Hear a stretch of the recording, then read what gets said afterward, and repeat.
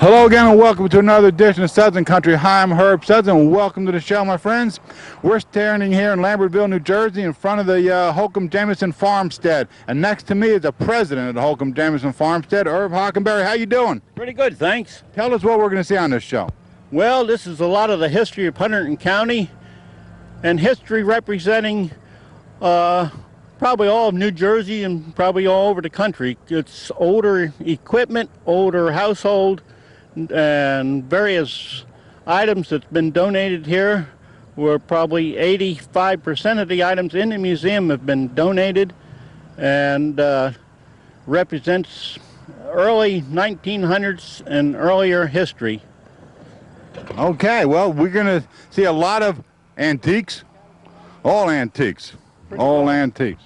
Pretty well all antiques, I think. Even a house that is the oldest recorded house in Hunterdon County, 1711. Well, Herb, what are we looking at here? This building is a new one we're just putting up. It's about complete. It's for larger farm equipment, and we hope to have a lot of horse-drawn equipment and hay wagons and hay loaders and plows and cultivators and all kinds of equipment used in the farming back in the 20s and the 30s. Our next building here is about 85 to 90% complete. We haven't got the display set up inside yet. It is going to be a general store and a post office combined with the rocking chairs and everything on the front porch. Now we come to the house, which is the oldest recorded house in Hunterdon County, 1711, and we have it open to the public certain days of the year. Now we're passing the herb garden on to the print shop. In here we have antique printing equipment, and then we have a storage area, and then we go to the blacksmith shop. Then comes our main barn, which is 3 stories and has various exhibits in it. It has an old kitchen, a doctor's office, a lot of older farm equipment, a woodworking shop with foot-pedaled wood lathes, and we have a garden display, a nice exhibit, and a lot of slaves, and a deets exhibit. Then our administration building is where we hold our meetings. All right, Herb. Well, we're going to take a walk around here and see if we can pick up all those spots that you were telling us about, all right? Herb, we're looking at a doctor's, a dentist's office. Tell us what's inside that doctor-dentist office. Well, this is the Dr. Lever's office from Quakertown, New Jersey. This office is approximately the way he left it when he passed away. He practiced medicine, the dentistry, and was a serviceman with musical instruments, and he also was instrumental in bringing the telephone into the county.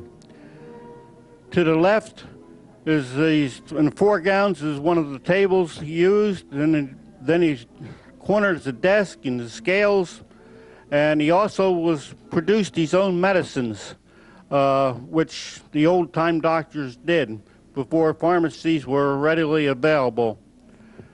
And then he was in the dentistry business. He made his own teeth, a foot-operated drill to drill your teeth, and a gas mask to put you in under. He practiced in Quakertown for many years. That sign up above, 1872 to 1954, that was his lifespan? Yes, that was when he was born and when he passed away. And how long have you had this exhibit in the Holcombe-Jimison? I think we got this in 87, I believe. But since the day he passed away till 1987, it was locked up in the house where he had practiced and was never touched. So we got it as it was when he passed away. That's amazing. That's amazing, Herb. That's absolutely amazing. So everything is the way he left it. How long, when did he pass away? Oh, passed away at 54. When did he stop practicing? Do you remember? You don't know that? I think he practiced printer to the day he died. Yeah, pretty much. But a lot of the stuff goes way back. Harry, we're in the woodworking shop, and you're one of the master craftsmen here. Tell us what you're doing. Well, what I'm sitting on is what they call a Schnitzelbock. If you're German, if you're English, why you call it a shaving horse.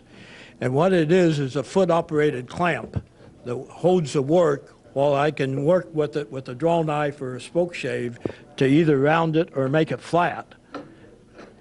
Another thing that we have here that a lot of people don't realize is what they call horsetail, which is a native plant that we use for fine sandpaper.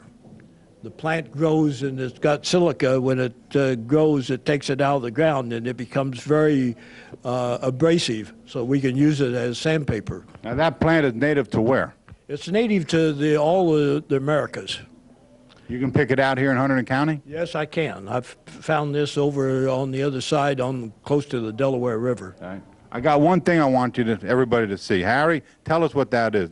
You showed it to me earlier, and that's amazing. Well, what this is what they call Norwegian wedding spoons, which is one piece of wood that's carved out with the chain between two spoons. And the idea was that the bride and groom would eat their meal connected with the two spoons to show that they were married and they were together. And you carved this out of one piece of wood. That's carved out of one piece of wood. How many hours in that? I have no idea. I don't keep track of my hours on these things. That's an amazing thing. You just whittle away your time. Right. My pocket knife does all the work. Well, thanks for being on the show, Harry. Appreciate it. John, we're in another part of the woodworking shop here, and you're another master craftsman. Tell us what we're looking at. Well, this is an old lathe that's probably 150 years old, and it's treadle, run by treadle, and you have to pump it just like an old Singer sewing machine. And I was making chairs, and so this is some of the parts for a chair, and I can just demonstrate here. You just get her going, and that peels the wood right off just like that. And after you get parts made, I made these parts here. This is like one of the rungs for the chair. Let me put this chisel down. Sure. And this was the chair right here.